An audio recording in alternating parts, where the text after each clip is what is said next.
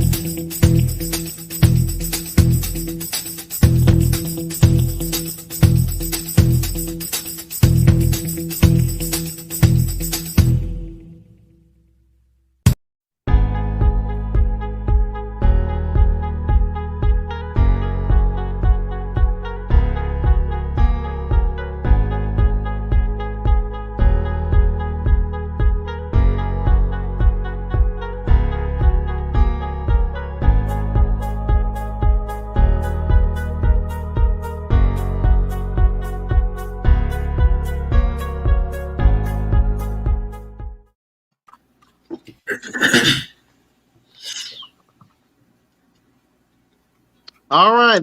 Hey, Alderwoman, how are you? Hi. Hey, Julius and Aaron, how y'all doing today? Well, how y'all doing? Wonderful, wonderful. Well, welcome back, everyone. We're here Saturday at noon, the Watch Dogs, and we have two great guests who can provide some insight on our topic today. And we'll be talking about a national crisis, and that is violent crime. I think we hear a lot about COVID-19 and how that is a pandemic across the world.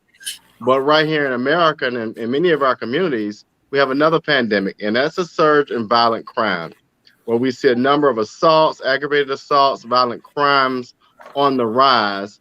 And in some communities that we will learn about today, there's no real solution to combat that. And hopefully today we can talk about that and maybe even offer some of our law enforcement folks some ideas that will be more tangible than some that we're seeing, especially here in our community of Savannah. And so, Julius, I think we'll kick it off today by just getting some reactions from everyone about as we see this surge in violent crime, Alderwoman Gibson Carter and Aaron, what are you all, well, how are you all reacting? And what are you hearing in your own families and your communities? And just personally and professionally, how are you all reacting to what we're seeing? That's a great question. And I'm glad you started with that question because I want the listening audience, I want all of Savannians, people whose lives have been touched by crime, and those who think they may be exempt or protected from such because of their economic status, where they live, or where they work. We live in Savannah, Georgia. And so, less than what's going on across the nation, as a sitting older person for the city of Savannah, I'm more concerned about what's going on here in our corridors. Because you see, in order for us to be the change we want to see, we have to start in our own community. And so, that's a great question. What are we doing? Question number one. Number two is, what have we done since the last time we had a surge in crime and gun violence in our community? Question number three, what have we done as elected officials that previous administrations did or didn't do? And you start to see why we're in the place that we're in. So to answer your question, Mr. Bryant, we aren't doing anything as an administration. as a sitting older person who has been somewhat strapped by a rule of counsel that handicaps and cripples me when it comes to promoting and proposing those policies that would be consistent with freeing our streets from crime, gun violence, both structural and foundational. We recognize that there are multi-causisms of what exists in our community where these deficiencies are concerned. And so, with respect to that, we have to know that we have to have a multifaceted approach when reducing gun violence and crime in our community. Not only does it start with making sure that parents know where their children are, or saying that mothers should be responsible for understanding that their children shouldn't have friends with guns or are guns in your room. We can't put those lofty ideals on a public who is essentially crippled by and victimized by the very deprivation that this administration and governmental entities create. If we are not doing anything to tackle those issues related to what we all know as practitioners, social workers, law enforcement, those in our judicial systems, even in our medical communities, we know what the causes of crime are. This poverty, right? If Right. we haven't done one thing as an administration to tackle poverty, how do you tackle poverty? Start with wages. What have we done?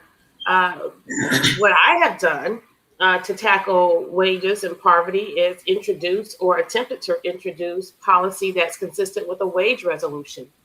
As a locality, we can't do very much about raising the minimum wage here in Savannah because of our state statutes. But what we can do is, just as we use our political influence and our positions to promote developers and contractors and to create opportunity for others, we can use our political influence to say to our partners who, particularly those who use our city's credit card, say, every individual who work within your establishment, you have to start them off with a livable wage consistent with $15 to $20 an hour.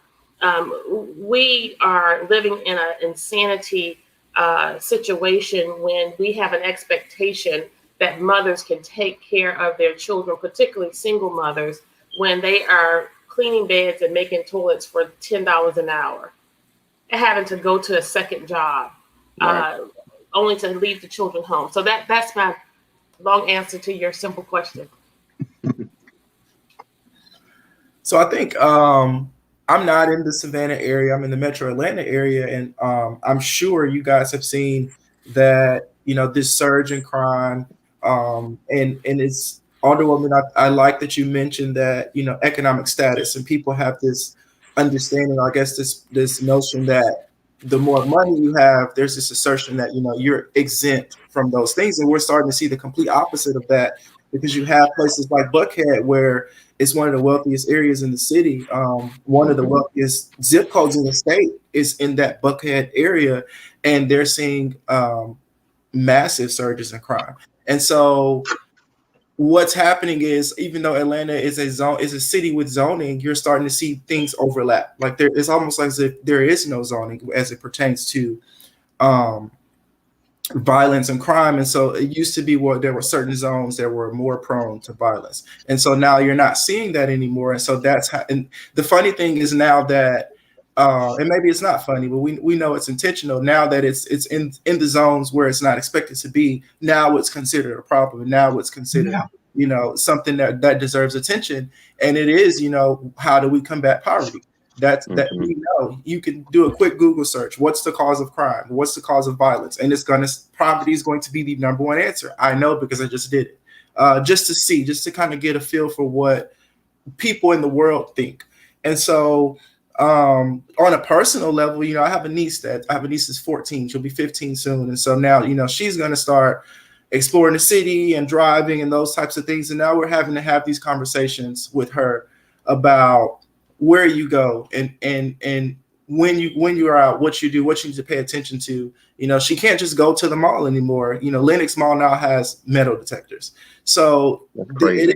it is crazy, and it's something that we have to address. And I think because it has not been addressed, and it has not been addressed appropriately, and it's been over policing in the wrong areas and with the wrong reasons and for the wrong people.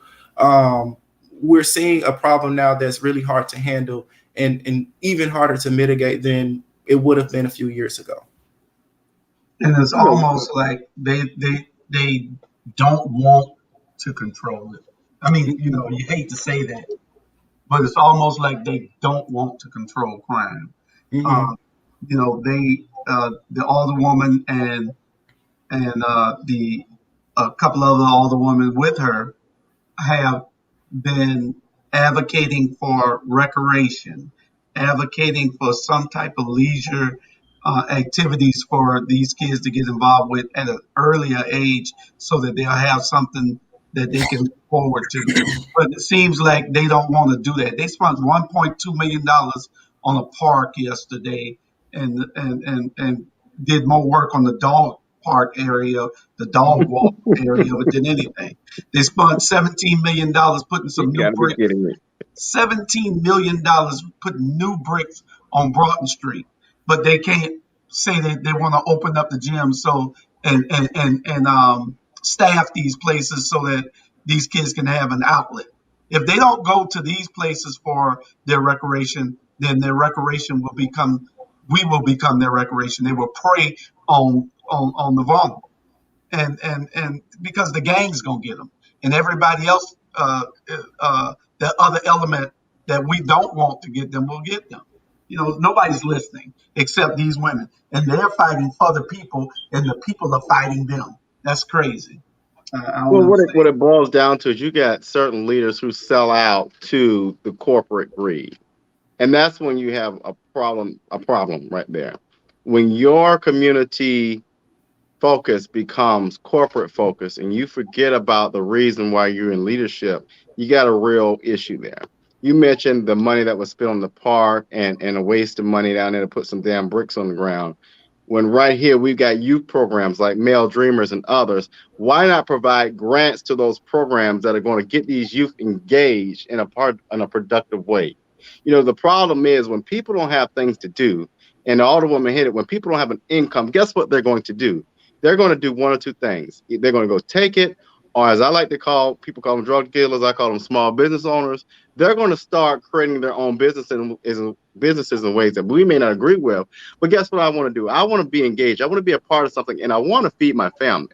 So I just find it interesting that you mentioned that we are displacing money in places that do not have a strong impact, if that makes sense. Yeah. So let me ask you all this: in the Savannah area, are you seeing that the sources of this crime or this violent crime is younger people? Because in Atlanta, and I'm sure you all saw that Mayor Bottoms revealed a plan for the city to combat these violent crimes, and so reading that, it shows in the Metro Atlanta area that the source of crime is from individuals 25 and up. Actually, 70% of it is from individuals 25 and up. I think that obviously there's still some merit to providing access and exposure to positive, activities. But are you all seeing the opposite? Are you seeing younger individuals as the source of these crimes in your area? Here in Savannah, it's younger.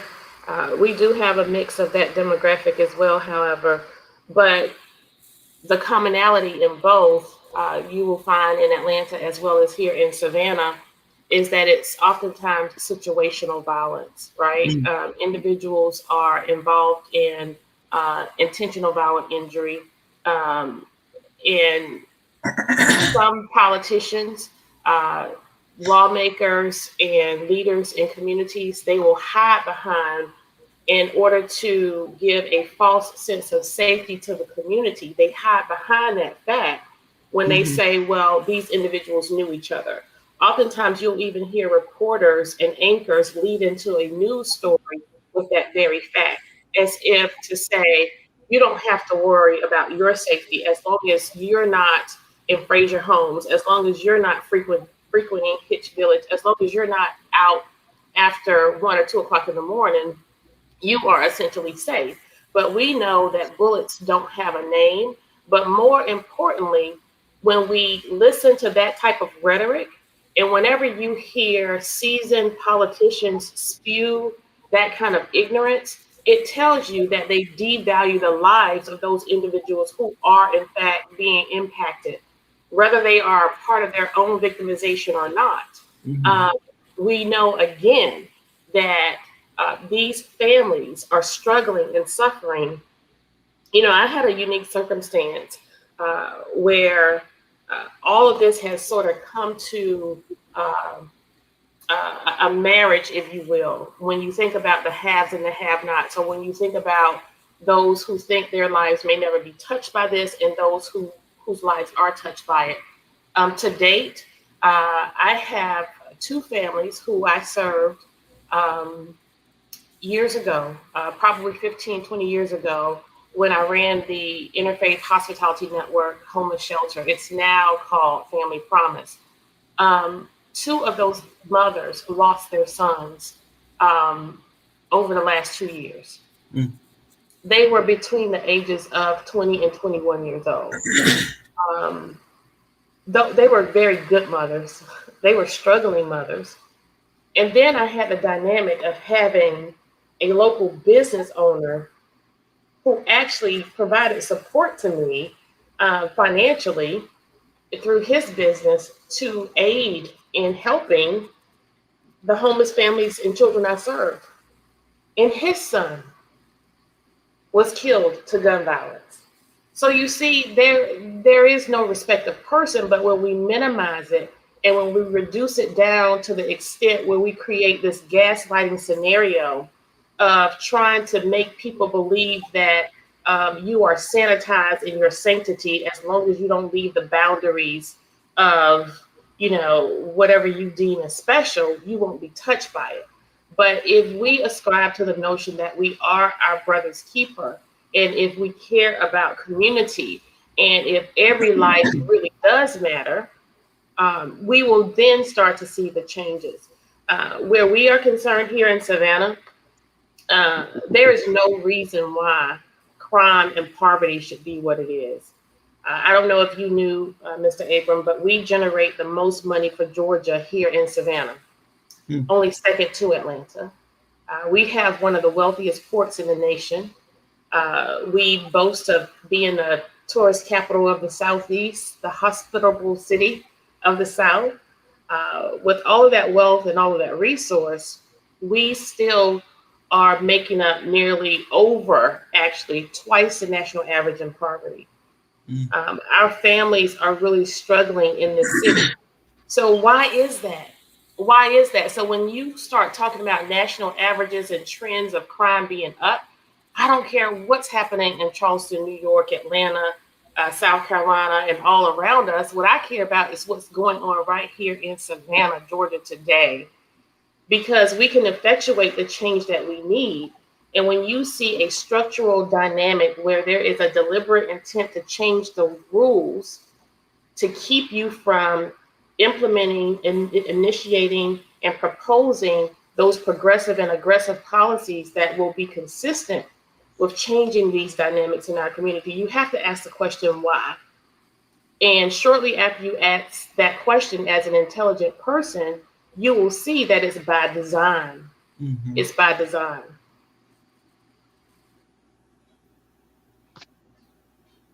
One of the things that baffles me, especially here in the city of Savannah, actually the county, is we have, Aaron, we have all, you may not know, but Julius and all the women know, we have about 3,000 task forces that have yet to put out any kind of report on anything productive, but I'll leave that there.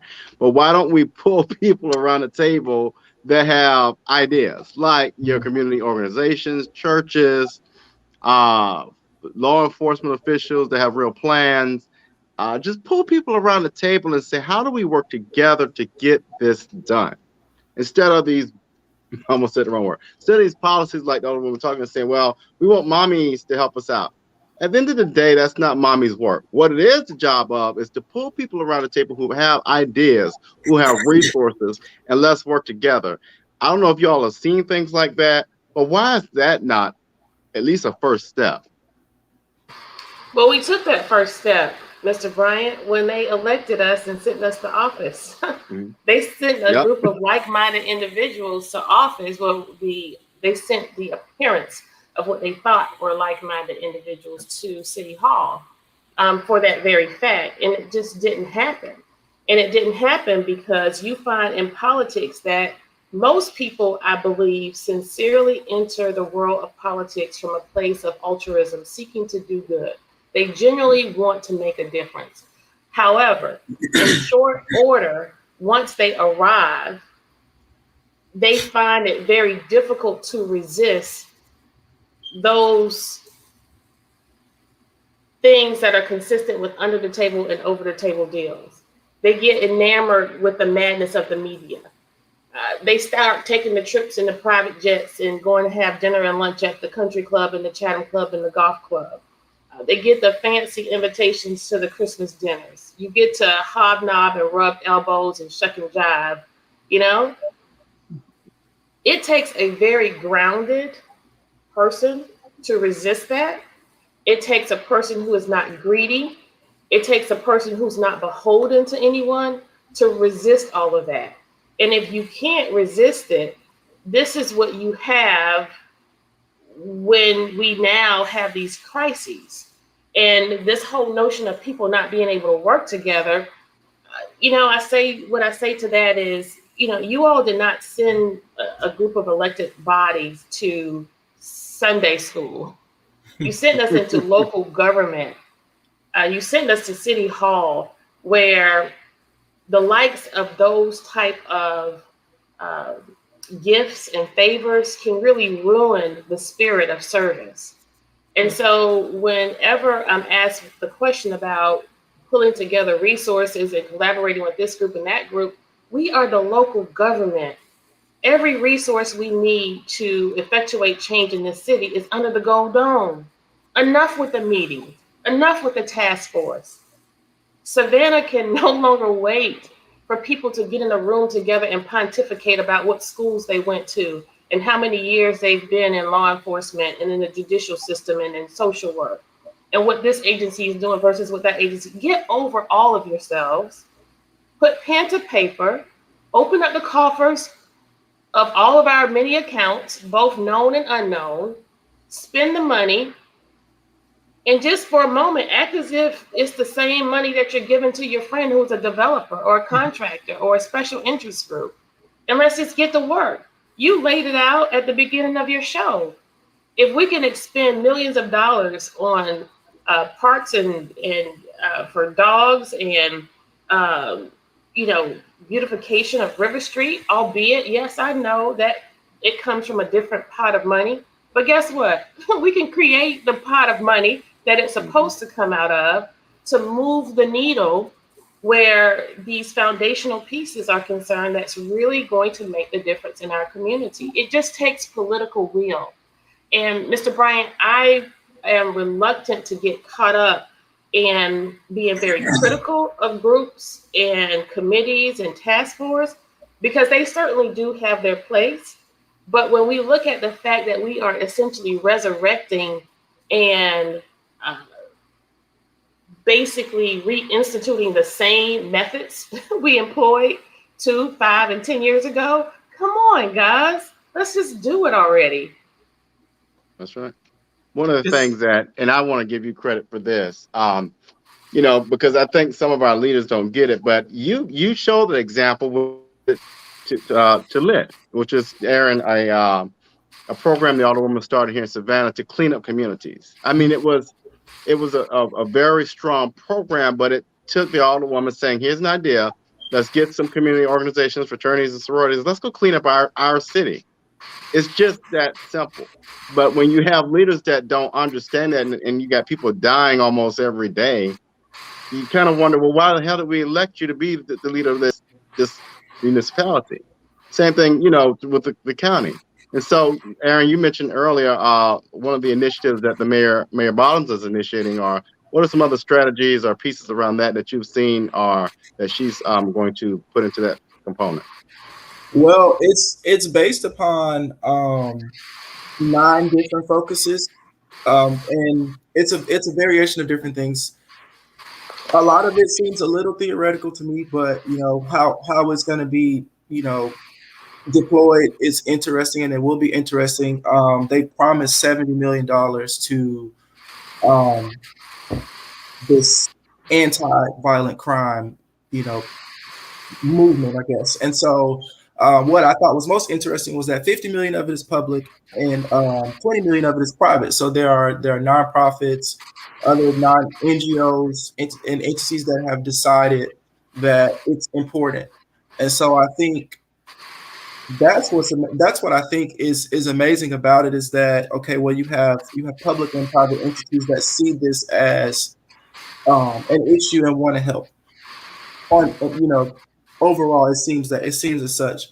But I also kind of challenge that, just because I feel like, as we stated earlier, it's because now it's more of an issue in communities that wouldn't otherwise be expected to have these issues, that it becomes this more important prevailing issue. And so, regardless of that, I wrote down some things that are in it, and it says, public awareness, community capacity, infrastructure building, expanding violence prevention, local security planning, and violent and focusing on violent repeat offenders. Two things that they mentioned specifically was more police officers. Atlanta, I think, has a shortage. They need about 400 more police officers, according to what the city has put out, and just small things like more street lights, identify, I guess, placards identifying, hey, be sure to watch out for this. Look over your shoulder if you see something, say something. It seems like there's this big push on engagement, being that it's everyone's responsibility. And I think if they can build some buy-in and create some buy-in within the community, I don't see why it wouldn't be effective and impactful. But again, we do have to see, like I said, a lot of it seems very theoretical, and so we'll see how it's deployed in practice. One of the other things that they mentioned is enforcing enforcement of nuisance properties, and so basically using property law to, whenever there's an issue with something, like let's say your house is here and there's a house next to you that prevents, or that is somehow preventing safety for the community, then they're going to do more to enforce laws to, if you live next to a home that you suspect of being drug deal, A trap house. a trap house or whatever. So it's like, okay, well, pretty much providing more protections for people in their communities, and hopefully getting people motivated to say something, and to put some action behind their communities being safe. So yeah, I mean, it's a lot of things in there. I didn't get a chance to read all of it, but I definitely went through and kind of glanced over it. Some of the things they're seeing, and this is, I knew this was specifically about Buckhead, that this whole nuisance property thing. They mentioned after hours nightclubs. So that's interesting, because in Atlanta on Far Road, you have those areas, Far Road, Roswell Road, up there, where there've been some shootings, a lot of robberies, armed robberies, those types of things. And so now people are saying, now that the residents in those areas are saying that it's becoming harmful to them, and it's not providing a safe space for them. And so it's amazing how we see a direct response to that, and not so much a response to things that have already been happening in other areas. And that would be the case here if they start doing things on the south side, more on Havisham Woods, places where they live. They would have the same reaction. The difference is in Atlanta, they see this and they've already acted with the private and the government funds being put in to try to combat this. Where's the thinking here, with the leadership at the head, thinking how we can combat this. There isn't any except the older woman. She's trying to get them at the table, but they don't want to talk to her. You can see it in everything that they do. Everything that they do, they try to make sure that this older woman right here and alderwoman, she's the alderwoman for the entire city. Right, at large. Alderwoman Keisha Gibson Carter and Alderwoman Alicia Miller Blakely, at large alderwomen. They don't want them to get any light whatsoever. And the press is a part of it. They do this on purpose, just like yesterday with the picture they took. I don't know whether Alderwoman Carter was going to talk about this or not, but they took a picture yesterday. I'll show it to you. This is part of the whole problem. They don't understand that we see what they're doing. Look at this picture. This picture here. Now, all the women were there. I saw them live there with these gentlemen. What the hell the fire captain doing there? The city manager, he's there. You see the assistant city attorney. I don't know who the tall black guy is. And then you got the other aldermen. But this is crazy on how they left the two older women out. They were the most important ones there besides the mayor, as far as positions. Mm-hmm. It's crazy. It's systematic.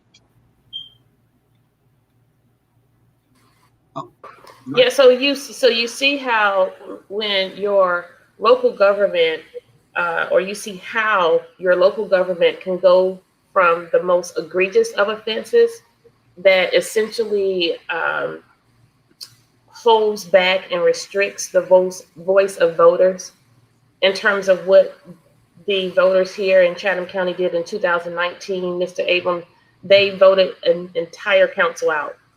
Only one person was left standing, and that was because they were not challenged.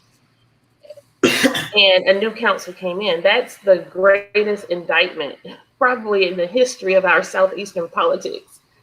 And so with that notion, we find it hard pressed to sort of bring into focus these minor things like my cleanup campaign, which I can do more than cleanup, but for me, it's all about the mindset, changing the minds, the spirit, and the culture of our communities. Right. But that's essentially what my service has been relegated to. And the messiness of the media when they demonstrate what Mr. Hall pointed out by grossly avoiding our presence, which I get it. I got it. And I can take it. I'm a big girl.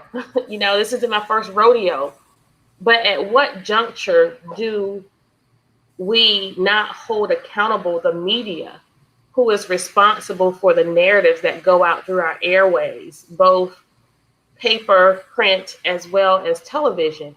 Like, they have a real responsibility to report accurately. And that within itself also impacts crime and our approach to it, because if they are not reporting it accurately, I believe at one point I can't remember, it was a few weekends ago, we had like 3 homicides in the city and not one media outlet covered it. But you have an accusation of an older woman who supposedly used expletives, and you go on this like 48-hour news cycle. It's like I've never seen somebody's face and name plastered on the front pages and then be the lead news story on the 6 and 11 o'clock news more than I was, and I hadn't killed anybody or stolen money. Maybe that's what they're waiting for. But we cannot allow that to be the pervasive theme of what we do as a community when it comes to holding our government accountable. Yes, it's very laborious to fight to overcome all of the pieces that sort of rub you the wrong way. Can we do it? Yes. Is it fair? No. What we need the public to understand, however, is their rightful place in this work. Not only do they have a responsibility, they have a right. And I think that's the thing that's holding us back as of late, is people don't realize that they have a right to make these demands and make these challenges when it comes to how they speak to and hold their governments accountable. Mr. Abram, you were sort of giving us an example of some of the things that you all have done in Atlanta. And Mr. Bryant, you asked me a question, what are we doing? And I said to you, nothing, because we are not doing anything different. We haven't done anything in response. If our response to crime and gun violence in our community was a fraction of what our response was to COVID, Hmm. I think we would be a model community. I think we Yeah. would be a model community. If you compare the amount of airtime, the amount of resources, the amount of awareness and education to what we devoted to COVID, and we do it to gun violence and the people who are most adversely impacted by gun violence, we would set the tone for being a best practice community in how to tackle gun violence. And so, as your older woman at large, if I were to have the opportunity to respond to this crime crisis, I will first tell you, Mr. Bryant, that I am not a reactionary leader. I'm a proactive leader.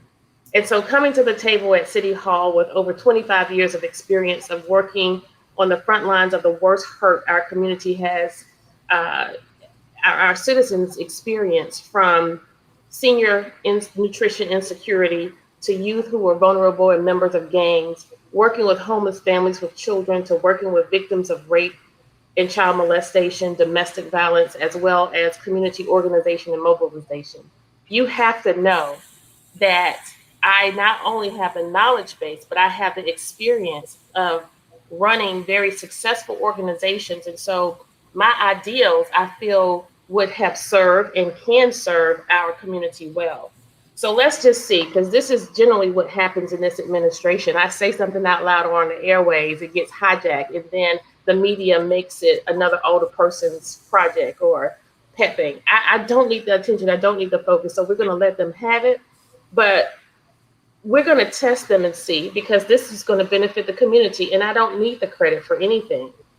If we were to actively approach our crime and gun violence situation in Savannah with both a longitudinal approach as well as a short-term immediate response, it would look like this: engaging our retired police officers to incorporate a mentorship program, both for police officers who are on the force currently, as well as community policing for our vulnerable neighborhoods.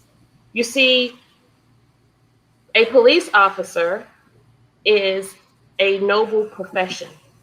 And in today's society, that job has become the most difficult and scrutinized profession of all.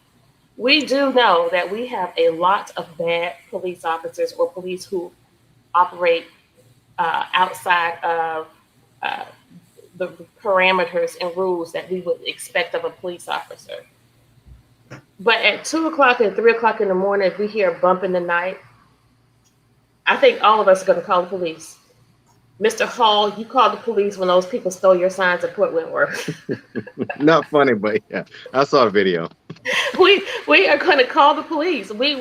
But the citizens in our community are as much a part of policing as our police officers are.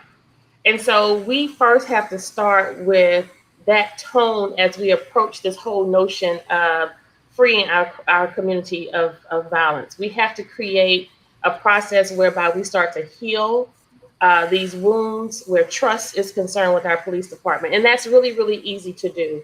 Outside of the situation where Mr. Harvey allegedly died in our Havisham Street barracks, we, for the What a most damn part, shame. yes, really, we God. enjoy some semblance of harmony where police and citizens are concerned.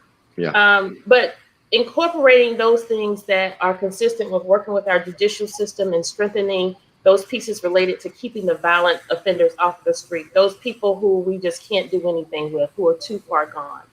And then instituting an aggressive recruitment and retention program for our police department that's going to be inclusive of recruiting people who live in Savannah and who predominantly look like the people who they police, because that's a real issue right now. And we have to get real about the numbers of police officers we actually need. Our police department is grossly, grossly understaffed. It's understaffed for our population alone in terms of who is registered and live here in Savannah, but it's also grossly underrepresented because we refuse to log those numbers that are consistent with the number of individuals who visit Savannah, who live in Savannah part time, or the students who are not counted in those numbers, who use an enormous amount of our policing services. And so we have Mm-hmm. to make sure that we are engaging those partners to strengthen our police efforts as well. If we are recruiting those students who are graduating from the criminal justice department at Savannah State University, those kids are looking for a job out of college. They would jump at $40,000 or $50,000 to get 2 years of those loans down, right? But we're not doing that. Engage our faith communities, our local churches. Forget those pastors who just fly close to the flame for celebrity, and really connect with the pastors who have boots on the ground and who have been doing the work and who are willing to open the doors of their churches from 5 to 9 o'clock to bring in Yes. the youth from the streets. And even if the city have to invest in those churches to help them with those programs in the short term, let's do it. Remember, we are in a crime crisis, and crisis situations require resources. And then we revisit this all over again, incorporating our businesses, engage our tourism community to let them know that they too play a pervasive role in this. People didn't want me to say this out loud, and this is why I was unpopular at the Rape Crisis Center.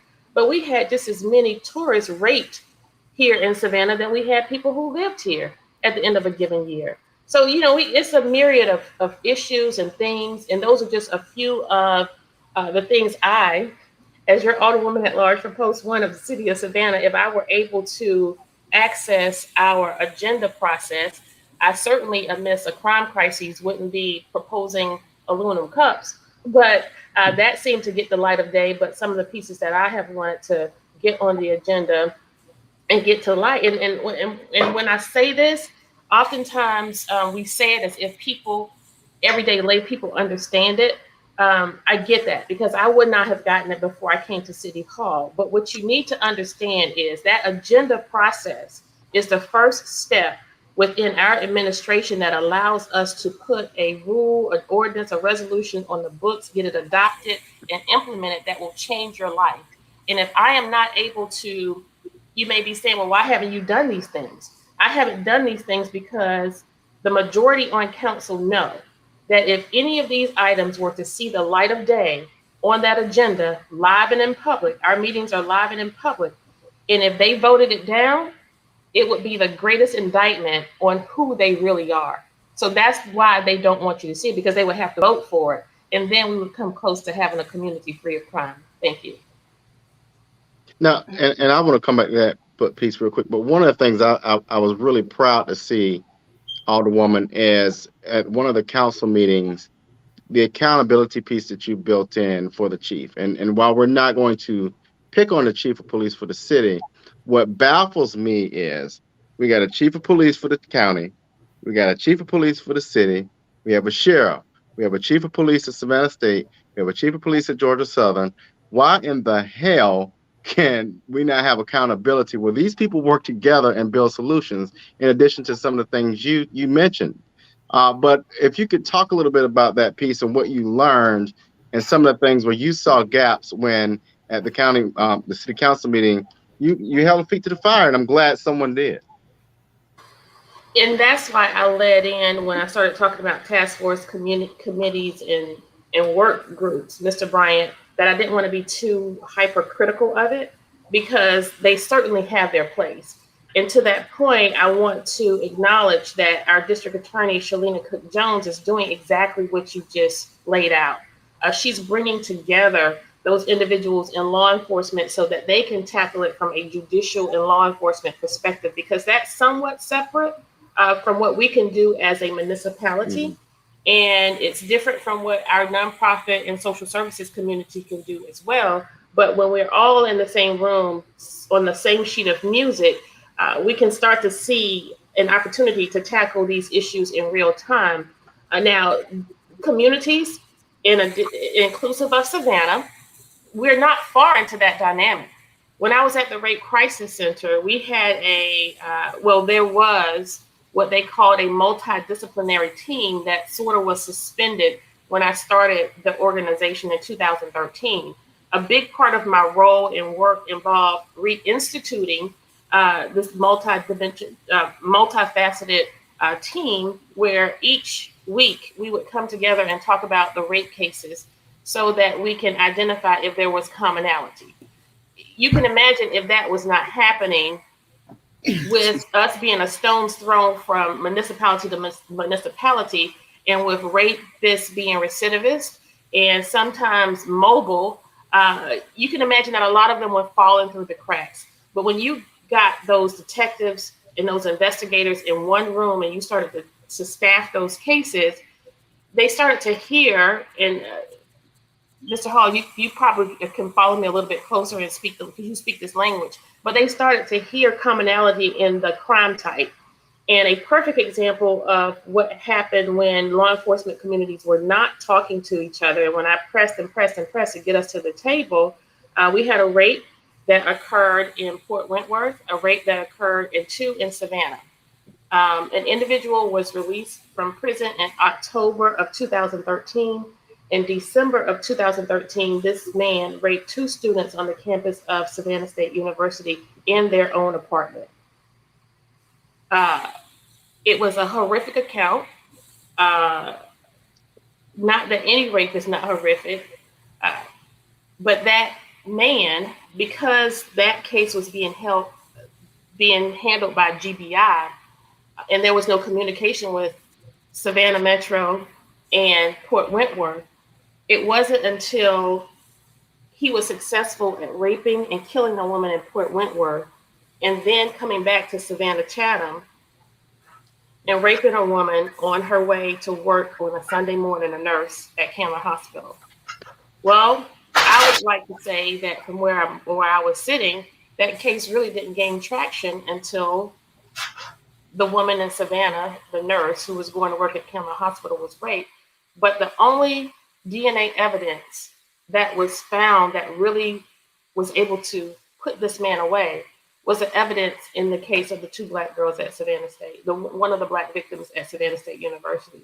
So when law enforcement is not communicating, we do have missed opportunities. And what does that missed opportunity mean? Is it just a missed opportunity? No. That missed opportunity could mean that somebody could lose their life. Another person could experience a very horrific crime.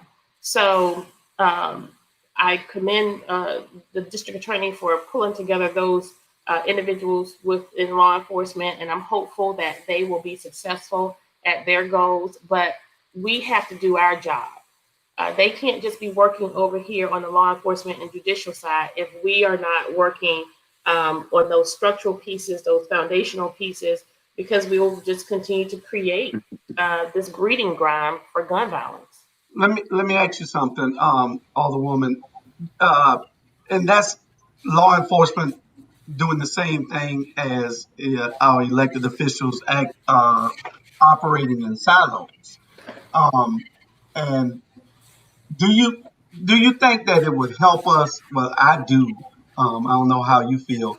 If somebody in leadership, either the mayor of Savannah, which is the seat of the county, or the Chatham County Commissioner chair, would call everybody into a meeting to have one silo instead of many.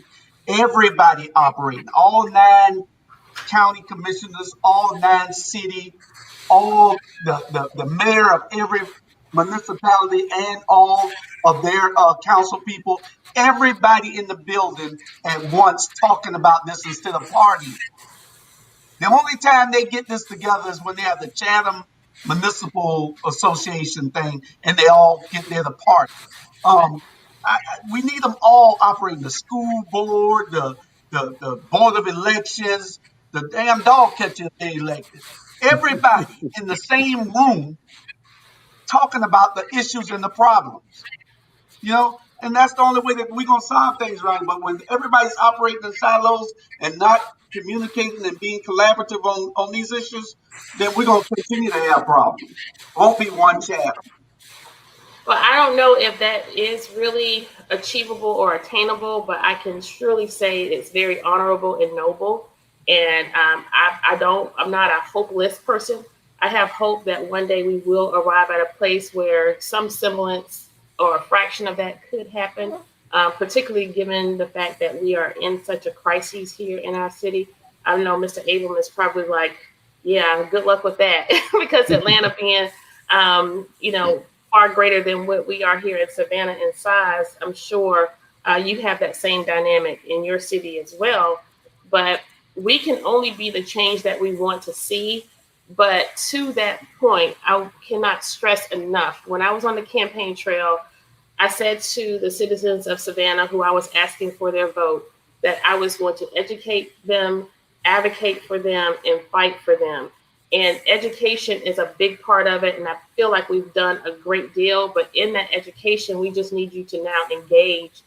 The one thing that's been the greatest surprise to me is I did not realize that I would still need the citizens. And I had this little tagline I would say on the campaign trail that went something like this: "Come with me to City Hall," or "Send me to City Hall and come with me."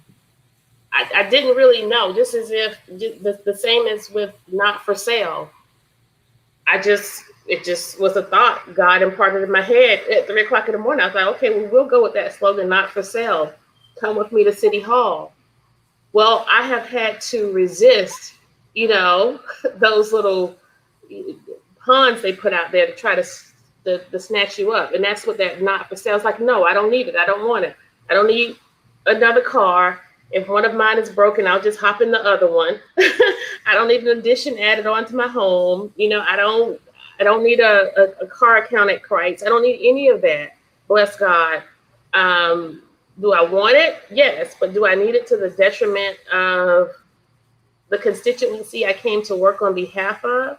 And so it pains me now that I've asked citizens to go to the polls and vote. We now have to ask them to engage. I now have to say, you know, come out to the Weeping Time Coalition meeting at 4 o'clock every Sunday so that we can fight to preserve the Weeping Time land. I now have to say, if you can't watch our city council meetings live on Facebook, you know, pull it up on your Savannah government TV, or go to the archives on the city website and watch it and listen for yourself.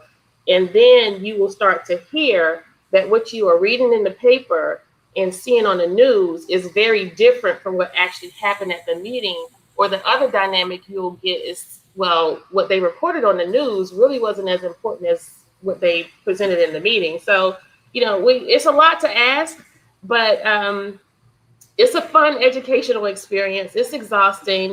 This work has really changed me a lot, but we're not going to give up on Savannah.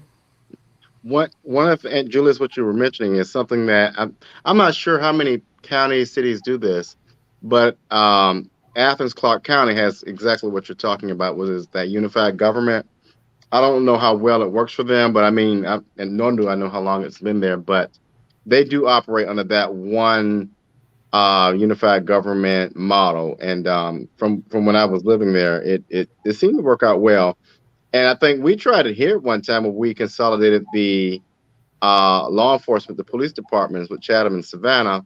Now, while I don't have the real evidence to speak on the relationship, we saw how long that lasted. And so, you know, I think a lot of times what it comes down to, and Jay Jones tells me this a lot, people don't want to yield power, right? And so if you're going to take my power away, and I feel like you're taking my blocks out of my crib, I'm going to start crying and whining and all of that. And so when people start realizing it's about the people, you start realizing that that's as far as your power will allow you to go, is when you're advocating for the people in the right way. But if we could talk about this, and Aaron, I would love to start with you on this question. One of the things I advocate for, and I've seen in certain states and certain places like Atlanta, is this focus on real violent crime. You know, I'm so sick and first of all, marijuana is not a drug. Let's get that out of the way. But Atlanta has stopped ticketing for stuff like that and arresting for people for stuff like that. When are we going to realize that we need to start focusing on violent crimes and stop putting folks in jail and all this silly stuff that's going on, and really focus and drill down and start spending resources on things that really don't hurt people? So what are your thoughts about that, Aaron? And we'll go to the Alderwoman and Julius. I would love your comments on this as well. Well, just from a budgetary perspective, smaller offenses, it's patting the pockets of the local government. It costs money when if you get a DUI or something like that. You have to pay all this money, and it's crazy when you see like there was on Camp Creek Parkway last weekend. There were like 15 cops. They basically did a stop and arrested like almost 100 people. They ticketed people. They wrote all these citations, did all this stuff. And so it's like, okay, well, that's great, I guess. But if you take that attention and time into, surveying the cities, so, this violent repeat offenders, putting more emphasis on watching, like the example that the Alderwoman just gave about this gentleman who was released from prison and then basically went on to be a serial rapist. Okay, well, what are we doing to focus and hone in on people who are more likely to repeat these crimes and be repeat offenders? So you have some people who have already committed two crimes of a similar offense or of a similar nature. And so, what are we doing to focus on those types of things? I think a big part of it is that there is a disparity of resources by design. And so, where are we going to focus our attention? Well, are we going to put more beat cops out, or are we going to put more detectives? We're going to finance? Which types of programs are we going to finance? Which types of infrastructure and personnel we're going to finance? And I think those things are by design. People who, especially in a city like Atlanta, we had, being a mayor in Atlanta is similar to being a senator in other places, because Atlanta is such a powerful city. And so I think in large part that, and even taking it a step further, maintaining a certain level of crime and portraying the narrative that crime looks like a certain type of people is beneficial to another type of people. Oh God, yeah. And so you have these. So I think that, and I pretty much keep beating the same drum about this issue, is that now that things are starting to look different, and it's impacting certain communities. Now it's getting the attention. And so what's going to happen is that if these things go forward and it becomes successful and efficient in some way, and nothing's perfect, we know that. My concern is that it's going to impact communities that already have resources and already have the ability to do things on their own and didn't need government assistance, but want it anyway. And so, why isn't there a focus on it? I think because it's beneficial to certain people to not be focused on that, if that makes sense. Like that's my all around the way answer for it. But I don't know. I mean, it's a problem that I think now that we are uncovering it, having it being a part of the conversation is always valuable. I think Alderwoman, what of everything that you said, I wrote down a couple of things. Value, having value in the communities, and having people understand their value in the community, and that your value beyond the vote. Your vote, like you matter. And the whole reason why we have elected officials is because we have people that need to be governed. And so those people, you can be governed while you can be a part of your governance, and so you want people to understand that and to educate people in that. But also another point is also this idea of having a symbiotic relationship. Like, we are all connected, and so we're all responsible for what happens, and how it happens. And so those things, I think, when you have people in their silos, like we see that all the time. You see it at work, you see it in government. And we also see that it's not beneficial. It doesn't matter where you are. It's not beneficial. It doesn't impact change positively anyway. And so having people focus on having a plan to combat things that are in crisis, but also what's the ongoing effort we're going to make. Like you said, we have some short-term things we need to do, but what's going to be the longitudinal approach to these things? And so I think you have to have people who are interested in doing that. And so Atlanta, Atlanta and the Black population just happens to benefit from the non-Black population wanting to, combat this issue. And so, how is it all going to play out? Not sure. I'll be watching from Texas, of course, but I'm excited to see what's going to happen because what the city of Atlanta does impacts the entire Metro Atlanta area. DeKalb County, Douglas County, Clayton County, and so even up to Forsyth County. So it matters, and so if we had officials in these areas take a direct approach to addressing issues and disparities of resources as it pertains to violent crimes, then you'll see that change happen across the entire region, I think. Alderwoman. Yes, Mr. Abram, you sound like you've been paying attention to what's going on here in Savannah too, because you hit on two themes. One thing you said in particular was you have some people, you are afraid of us arriving at a place where we need to be because individuals who don't need the resources or shouldn't have the resources, they benefit. Mm-hmm. And the ones who do need it won't get it. Well, we had a similar situation like that happen here in Savannah with the CARES Act funds that were dedicated for our small businesses. $2.9 million was released to Savannah in the first wave of funding via the CARES Act. 1.2 million of that 2.9 was dedicated to help support small struggling businesses during COVID. Well, a few council members and myself received many calls from local business owners saying, what's the status of my application? I haven't heard anything. Long story short, we learned that of the 42 to 50 businesses, only 2 were African American who had received up to $50,000. And of the businesses that were on the book and selected, these were businesses that had pre-existing loans with our SBA. So essentially, those funds were used to wipe out the loan balances of loans that were on the books pre-COVID. But we are turning away families at these nonprofit organizations and United Way because your lights were delinquent, your water bill was delinquent before COVID, so we can't help you. So you have that type of disparity and inequity, and it's a lot of truth to what you said. And then the other piece is related to, do we really want to solve this problem? Because if we really solve the problem, who is it going to hurt? Well, here in Savannah, if we really were to increase wages, if we really were to hold these players and partners accountable, our tourism industry wouldn't be what it is. And so there's no real benefit in us helping to educate our citizens, help them with upward mobility with regard to professions and careers as opposed to jobs, because we won't be able to continue to feed this plantation we call tourism, right? And so do we want to forego our tourist opportunity here and say, no, we relish in how well we are doing.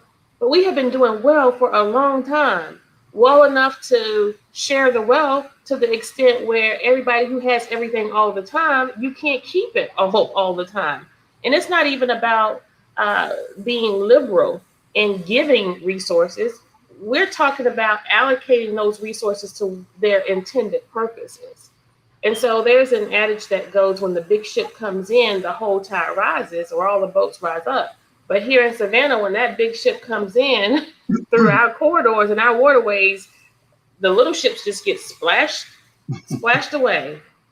And so what we're trying to do is not level the playing field so much as we are trying to just say, give people an opportunity at life. At this point in Savannah, it's all about your life, staying alive. Alderwoman, and that brings me to this point of saying the certain things like if you give somebody an opportunity, that means that you get rid of the status quo. Mm. Effectively, you have to get rid of the status quo to give somebody else an opportunity. Mm. They don't want to get rid of the status quo. When you talk resources, then you have to look at whether the leadership that's over those resources is doing what needs to be done. A lot of resources are wasted.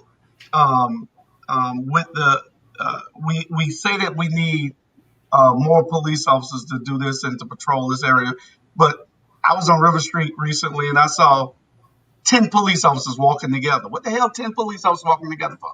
And when I was on the police department, my lieutenant better not cock 10 of us together. Ever. Unless we were fighting. That's the only time 10 of us were together. You had to be fighting. You don't put 10 officers on River Street and have them all in the same place. Somebody got shot down there that same night, a couple hours after I left. 10 officers walking together before that, together. Instead of two here, two down this way, two here. You got to spread it out. It's resources that you're throwing away. You look at officer pull another a citizen over on the highway. Then 3 and 4 officers there. What the hell 3 or 4 officers doing at one stop? 3 or 4 cars you see at one stop. Every stop? No, that's a waste of resources. That officer could be in his district patrolling, stopping one of these drive-bys or something. Preventing some type of other crime. It's resources. It's leadership also. If you don't have the vision and you don't have the people that's going to do right with the resources, then it's all going to go to waste. And all we're going to do is sit back and complain. But we need to change a lot of things in this city, in this county. We need to change a whole lot of things. And Mr. Hall, to that point, I want to just say to those who are listening, what we have demonstrated here today and what we're talking about is not difficult. It's not unattainable. A lot of what we have introduced and presented today is happening in communities. There are some communities who are actually fairly successful in having harmony in their community and in their neighborhoods. But when we relegate what's not happening to the fact that council members and commissioners and state representatives are not getting along or they're not on the same page, we do a disservice to really focusing on the issue. And where I'm concerned, I can speak for our local government, our Savannah municipality, our administration. For in excess of 25 years, I had a very good track record and a stellar record of performance when it came to running nonprofit organizations, which I thought this was a hard job. That was a hard job, but this is the hardest job. Nonprofit leaders, kudos to you. People who run nonprofit organizations, especially those small ones, they have a tough task ahead. And so when we look at what we've done over the years, surely coming to City Hall now, this essentially should be a cakewalk. But when I'm asked to collaborate, negotiate, network, and bargain collectively for things like poverty, crime, economic drivers, wages, things that people want for their neighborhoods, where do I start? We're either gonna work on crime reduction or we're not. We're either gonna work on poverty reduction or we're not. We're either gonna introduce and propose legislation that's gonna bring us close to our citizens earning livable wages, or we're not. It's not this whole notion that the media has created that we're not getting anything done because we can't work together. No, it's not us disagreeing on how to eradicate poverty and crime in our community, or we're not disagreeing on which way we're going to increase wages. We're just not doing it at all. Those are not discussions we have as a council. In fact, we have very little discussions on anything related to how to move the needle in this community. So I thank you for this platform and this time, just to say, if we are really interested in doing anything about crime in Savannah or anywhere else, it starts with citizens looking at the real evidence of what is and what is not being done, and holding your elected officials accountable. Do not get caught up in smoke screens, gaslighting, and majoring in those minor things. You know, my new thing now is, why, when people ask me, why can't you all get along? I tell them the same reason why Biden and Trump didn't get along. We're not on the same team. That's right. That's right. That's right. As a And matter of people fact, got to choose sides. that's a great segue. You mentioned this, and I want the viewers to hear this process because it's so important. And the reason why it's important, you shared some real tangible ideas, and you're not being heard. And we heard Julius mention it earlier. Some of the other older women are not being heard. And that's, if you could elaborate more on that agenda process, how that looks and how that silences voices. So if you can't get on the agenda, you can't discuss an issue. And that's because, like you said, people are not on the same team because they don't want to fight crime, or they don't want to pour resources in communities, and they rather help their folks like Kessler down at Plant Riverside, which happens to be a favorite place of mine. But still, we have a national crisis, a city crisis. If you could talk to us about that agenda process, and how, if you all are not allowed to control that narrative or be on an agenda, how that silences voices and restricts real progress. Voter Yeah, and suppression. it does exactly what you just said. It silences the voice of the voters, because I don't go to sleep and wake up in the middle of the night with an agenda idea. I basically live my life through the experience of the people I represent. So when I see that they have a problem, the way this is supposed to work by way of our charter as an elected official who represents the entire city of Savannah, I'm supposed to be able to access our municipal process by introducing legislation that would be consistent with making a difference or a change with a problem I have identified through my constituency. And I do that by presenting it to our city manager, who is the chief executive officer of our city. That city manager can come back to me with various recommendations on how he or she would solve the problem.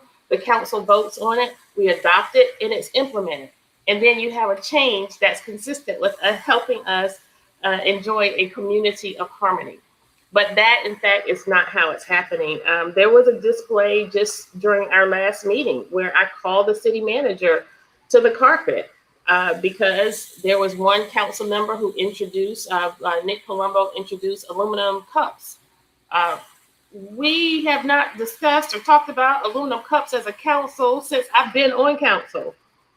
And so I get the agenda and this item is here. I'm like, wait a minute, well, who, what, where is this coming from?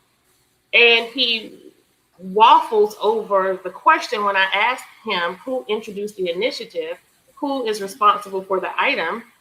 And he didn't answer me initially. And when I pressed, he became frustrated and lashed out and said, well, it gets on the agenda just like all of you can put something on the agenda. It's like, excuse me, sir. I don't get caught up in ageism, but I'm thinking, are we having a senior moment here? Because that's just not the way things are happening in Savannah. And so A senior moment or a color moment, one of the two. you have to ask the question, why is this? Why is it? And so until we remove these rules, and this is a rule of council that was established within the first 3 months of all that was going on in Savannah, in the first 3 months of our time on council, of all that was going on, we were actually in a crime crisis our first quarter as elected officials. We had eclipsed the number of homicides that we had in the previous year. And so amidst all of that, the only thing we could come up with, the mayor introduced a rule of council that will change the way we introduce legislation. And that change was deliberate because they saw. And when we speak of they, it's like everybody's like, who is they? They are these 3 or 4 imaginary men who not only run Savannah, but who run our local government. They saw that they had a group of progressive and aggressive policymakers. That's what your older people are supposed to be. They're supposed to be policymakers. I can appreciate shaking hands and kissing babies. I love babies. I can appreciate that more than the next person. But photo ops and all of those pieces and showing up at events and eating people's food, that's not my favorite thing to do. My favorite thing to do is to do the work, put the time in so that the differences are made that we talked about on the campaign trail. And if we are not doing that, we're just spinning our wheels and wasting our time. And that's why, again, I'm just appealing to the public to say, I need you to pay attention. I need you to get involved. I need you to make demands. We didn't find out until last week, Monday or Tuesday, that $27 million is sitting in the bank, is sitting in the coffers of the city of Savannah. I don't know who's our favorite banker, who has all of that money. But we just found out that those funds were released to Savannah via the American Relief Fund. And so why such a secret? Why are these things happening in a vacuum? Why are you continuously leaving the policymakers out? Because this policymaker, what I would be inclined to do is to connect with my constituency via a town hall and have a conversation. Oh, and by the way, I was denied an opportunity to use city resources and staff to host a town hall meeting to talk to my constituents. But there's more than one way to skin a cat. We'll get to it.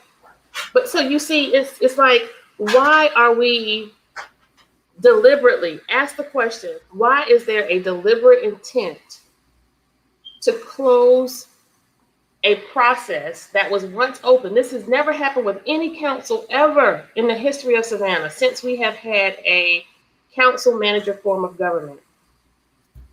So it now takes me to get the consensus of 5 council members. That's how many votes you need to get an item passed. Not only do I need 5 council members to vote to pass an item, I now am tasked with getting 5 council members to provide consent to get it introduced on the agenda. And even in my attempt to follow that process, it's fallen on deaf ears.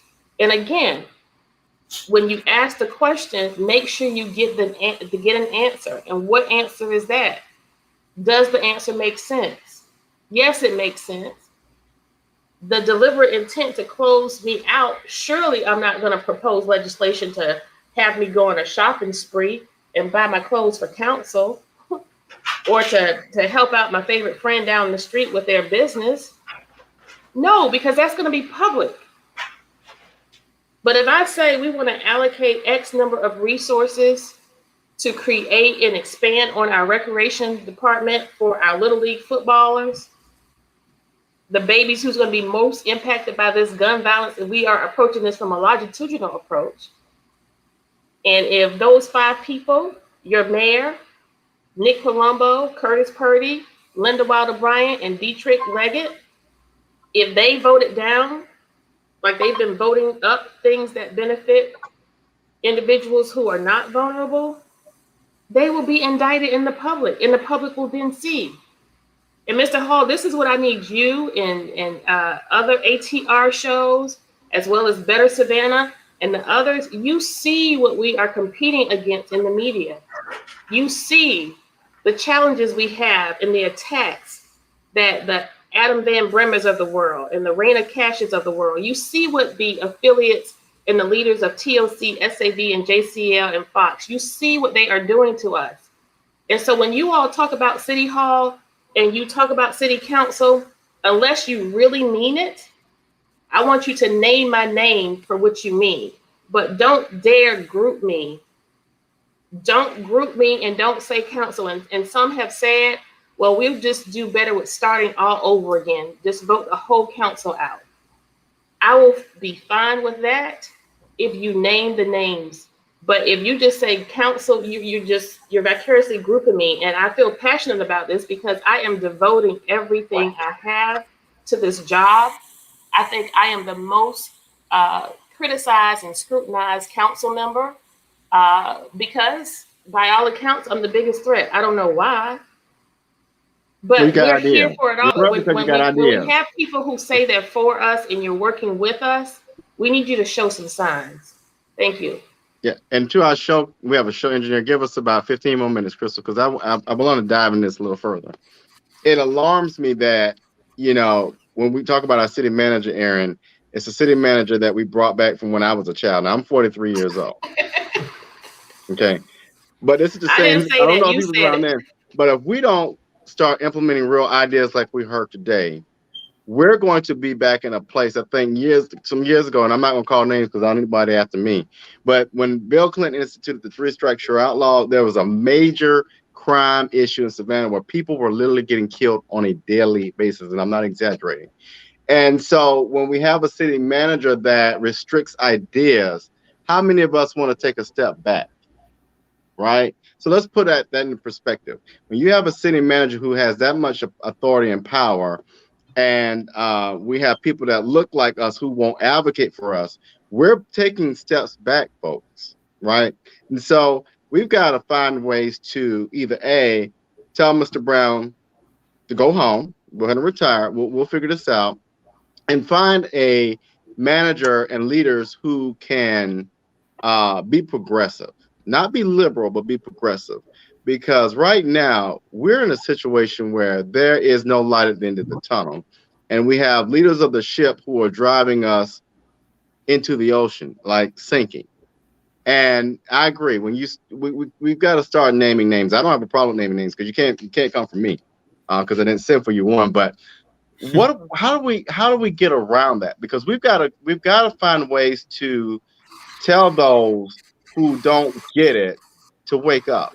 And I'll use this example. I talk about Yammer all the time.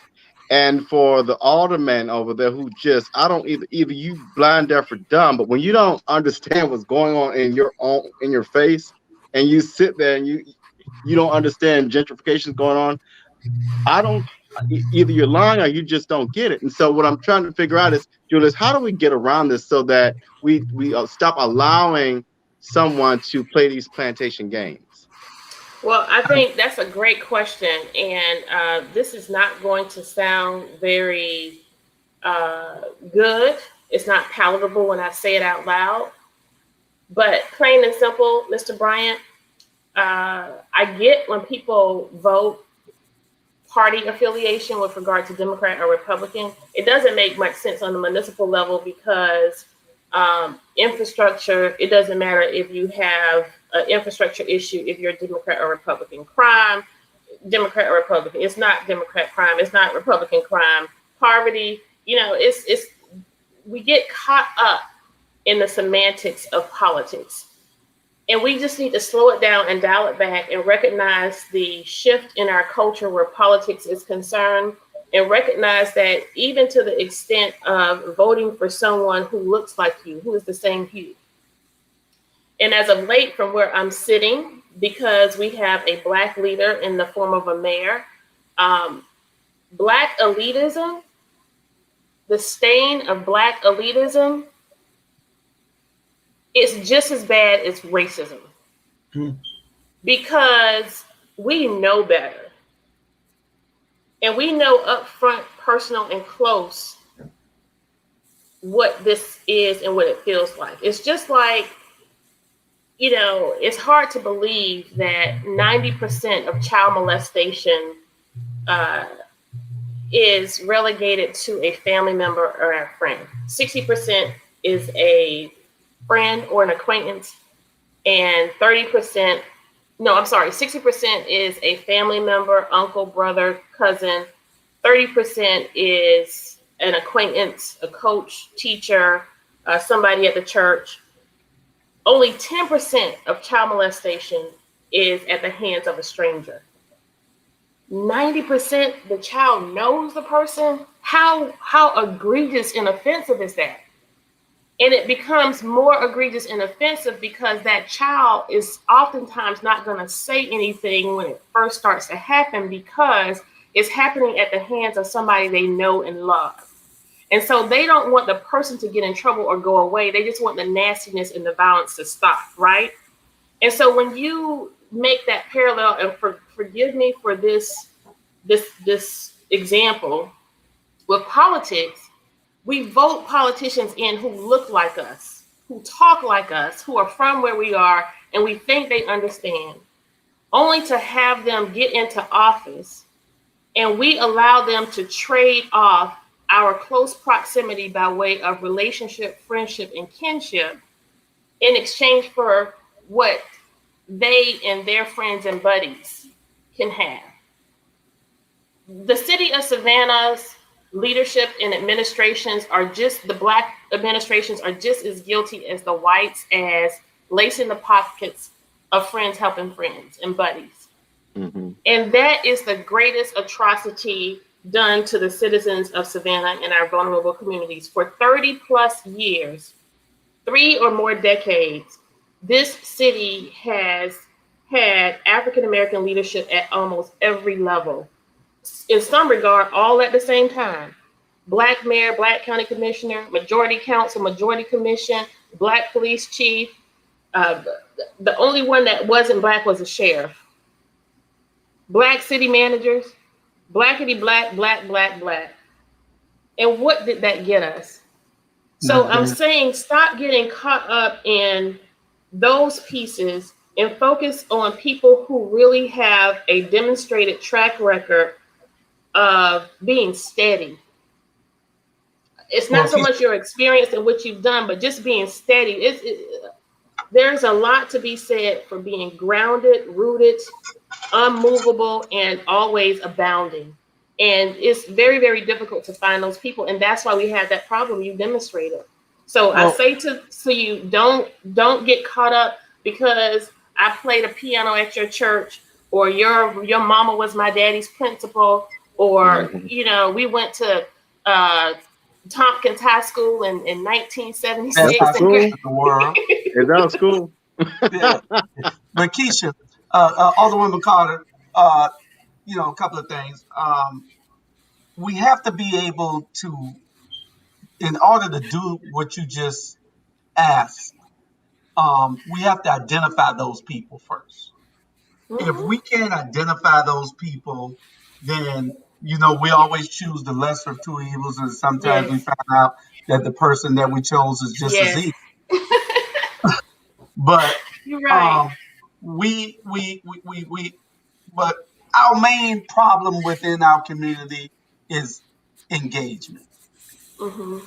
We have to stay focused and involved. If we don't do that, see, they know our pattern, so they know how to play us. Mm-hmm. If we're only going to pay attention for one day, they know how long to hold out. Right. We don't have that staying power to do the things necessary to get the job done. We have to be able to be involved and engaged with each other. If we don't do that, they win every time. And those guys those 4 guys that you was talking about, they aren't imaginary. They're just invisible. They're there, know. Yeah. So they are running things. And Aaron, I want to shift. As we talk about this when our folks get in positions of power and they forget who they are, what they're rooted in. I look at the mayor's race in Atlanta, and I want to get your thoughts on that as we close out. But we see Kasim Reed coming back, and while I'm proud of some of the things Kasim did, I am also looking at some of the bullshit he created and patting people's pockets and some of the stuff we saw at the end. So we're going to not close out with that, but that'll kind of be our last topic. But what are your thoughts about that piece and how that could impact the progress of the Metro Atlanta area?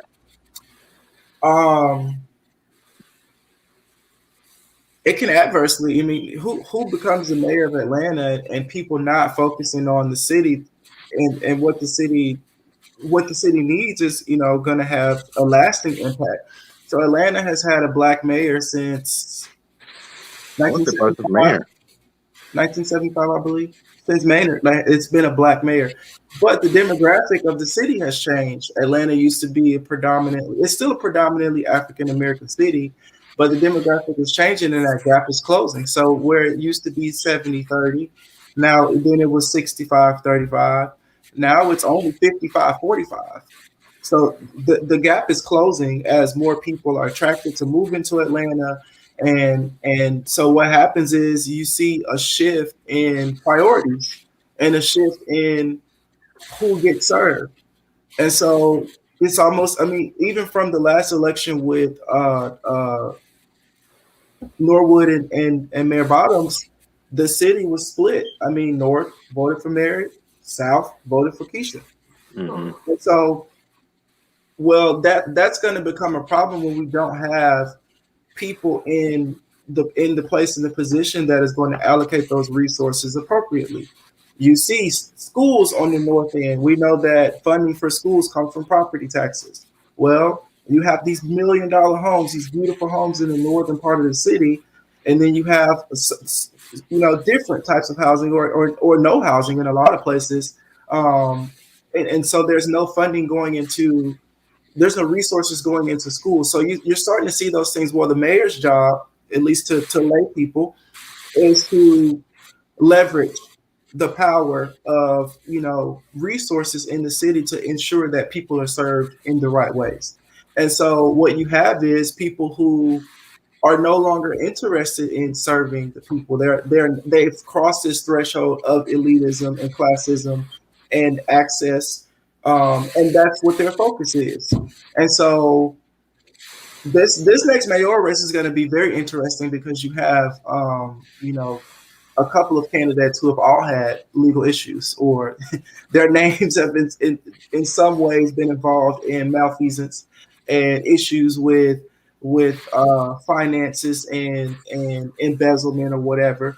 Whether they've been convicted or not, they're still, for a lot of people, perception is reality. And so are you responsible? Are you going to be responsible with the resources and what power you have and what power you wield as a mayor? And are you going to be responsible to the people? And so, but unfortunately, people vote by popularity. They vote by the names. They vote if it's just a black person, whatever. And so that's what you all mentioned, and that's the things that we're running into. But it's so much more at stake now that people don't understand because there is quietly and silently a group of people who are trying to take over what's going to happen in Atlanta and for whom they're willing to serve. And so Atlanta has a huge disparity of wealth and income as more people are moving here. You have more students are graduating from Georgia State, Georgia Tech, Georgia, but they're coming to the Metro Atlanta area or staying in the Metro Atlanta area, and not having access to decent paying jobs. Atlanta is a city that's very much so about who you know, and it's incumbent upon the elected officials to ensure that people are going to be served in the right way. So to your question, to your point of your question about what that's going to look like, and potentially with Mayor Reed hopping back in the race, or we know he is going to run again. I don't think that's good for the city, and we've seen what happened the last time he was a mayor. I mean, even in his treatment of Mayor Bottoms, before she became mayor, it's just like, okay, well, why would we trust this person to do more harm than they already did? Whether or not he was indicted and or found guilty of anything, there was some misappropriation of your power, and why would we allow that to happen again? It's really kind of where I stand with it. But I mean, you will have a lot of people that will vote for him just from the association of his name. I mean, he left being a congressman to become the mayor of Atlanta. That's a testament to how powerful it is to be the mayor of Atlanta and what that means. All right. Well, I'm going to yield my time for closing comments. So we'll go with closing comments, and we thank both Alderwoman Gibson Carter of Savannah and Aaron Abram, who I did not mention this earlier, who will be entering law school. What, Aaron, if you could remind me the school, forgive me. Sure, I'll be at Texas Southern University, Thurgood Marshall School of Law. So it's one of 5 HBCU law schools. Yeah. Yeah. And so we wish you luck. We'll have you back, but he has a great thought process and a great legal mind. And so we have a future attorney here. So final comments from you all. Let Aaron go. Well, all I can say is now that I've been invited to the show, I will be tuned in to what's going on in Savannah. So, but I do hope that you all can get to a place, and I believe that it'll happen because you have people dedicated to ensuring that it's going to happen. It may be small progress, but progress is still progress, and so that's what I wish the most for you all. Stay the course. It's amazing to be among people who actually care, and who are unrelentless. I guess relentless. Excuse me. In your approach, and you're not going to be bullied out by what's going on. So stay the course. Like I said, I'm invested in you all's future and what's going to happen. Um, maybe what's happening in Atlanta, you can take pieces from that, or hey, we don't know. But as long as we're having a conversation about it, and as long as we're moving in the right direction, like we said, this violent crime is a crisis across the entire nation, and it impacts our communities differently. So hopefully, we can see some sustainable change very soon. And I don't doubt that you all will be responsible for that in some way. Well, thank you for having me. I appreciate it. Thank you. The woman. I would just like to say thank you for this opportunity. Thank you for the investment you all make into community as well. I know it's not easy following City Hall and County Commission and paying attention to what's going on in the state level. It takes a lot of time that you all invest to stay so relevant. So we really appreciate you and embrace this opportunity to just create another narrative and equalize we're not only equalizing it, we're winning over the mainstream media. So we appreciate that. And vote Julius Hall for mayor of Fort Wentworth. Yes. And donate, contribute. We got to buy signs. Thank you, all the woman.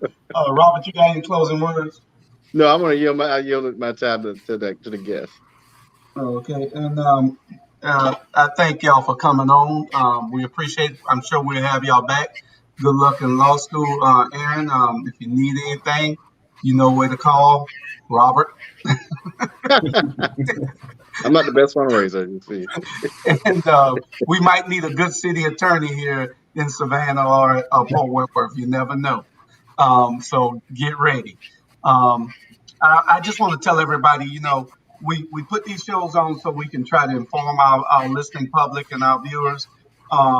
And we want you to understand that the information that we give is unfiltered. We're not trying to be anybody's friend. What we're trying to do is give you the truth. We're trying to wake people up. A lot of people have blinders on.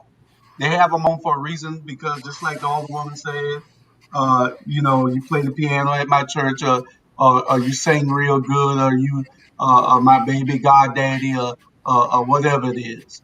You my ex-boyfriend or whatever it is. A lot of people have these blinders on. We don't care about somebody that's selling out our community. Those days are over. We're going to speak up. It doesn't matter what the price that we pay. We're going to keep speaking up. We're in this for the long haul, but we need you all to join us. We need you to join all the woman Keisha Gibson Carter, all the woman Alicia Miller Blakely, all the woman Bernetta Bryant Lanier. We need you to join these people because they're fighting for you. They don't need you fighting against them. They don't need you praising somebody who they're fighting when they're fighting for you. And this show is the same way. These shows, what we put on, we're not going to put. We'll let anybody tell their story, just about. But if you come on this show, we're going to put it to you, and you're going to get the hard questions.